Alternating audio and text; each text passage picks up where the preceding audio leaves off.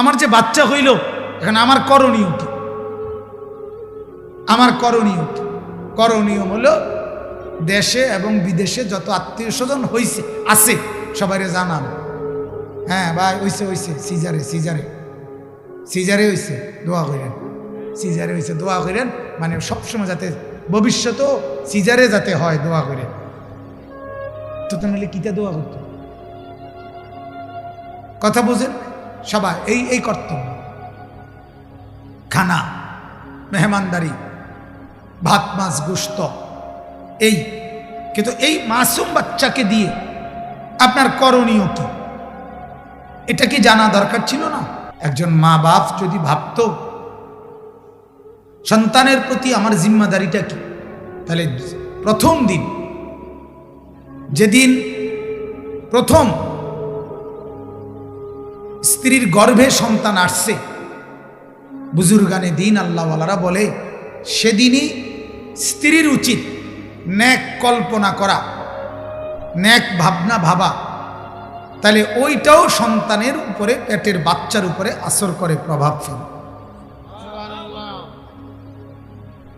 এমনকি বুজুর্গানে দিন এটা পর্যন্ত বলছে, যেই নারীর পেটে বাচ্চা, ওই নারী যেন আল্লাহ নবী সাল্লাল্লাহু আলাইহি সাল্লামের চেহারা, সৌন্দর্য, নবীজির গঠন, ওইটার কল্পনা করে, তাহলে আল্লাহ তাআলা সেই বরকত ওই বাচ্চার মধ্যে দান করে।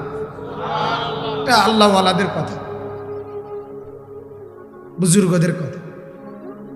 এজন্য আজকে একটি বাচ্চা সন্তান তার মায়ের পেট থেকেই ইসলাম দিক নির্দেশনা দিছে, কি করবেন, জন্মের সময় কি করবেন, 7 দিনের দিন কি করবেন, 2 বছরে যখন কথা বলবে তখন কি বলাইবেন,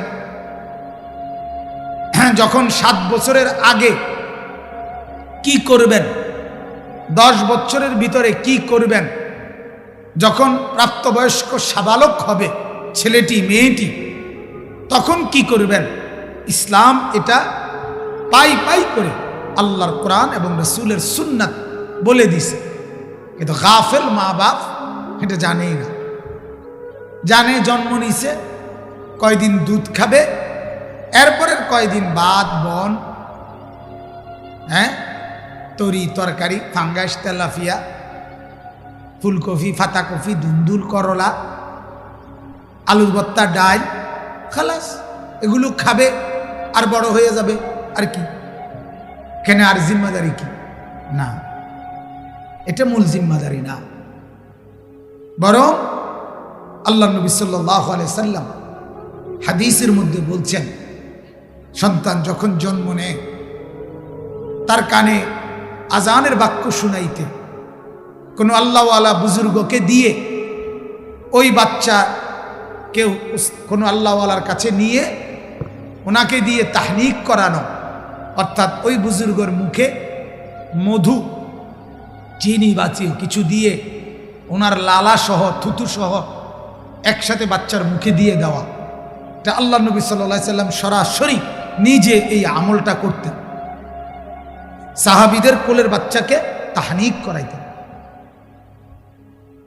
তাইলে আপনি দেখেন যে সেই ছোট্টবেলায় 7 দিনের দিন আল্লাহ নবী সাল্লাল্লাহু আলাইহি সাল্লাম বলেন, তার চুল মুন্ডন করো, চুল যতটুকু হয় ওই পরিমাণ মূল্য সাদাকা আল্লাহ রাস্তায় দান করে দাও। এরপরে আকিকা, বাচ্চার আকিকা করাও, সুন্দর একটা নাম রাখো। বাচ্চাটা যখন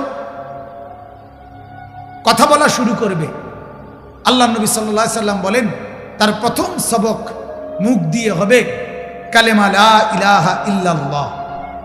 যখন 7 বছর বয়স হবে তার আগেই তাকে নামাজ চিনায়া দাও, নামাজের পরিচয় করায় দাও।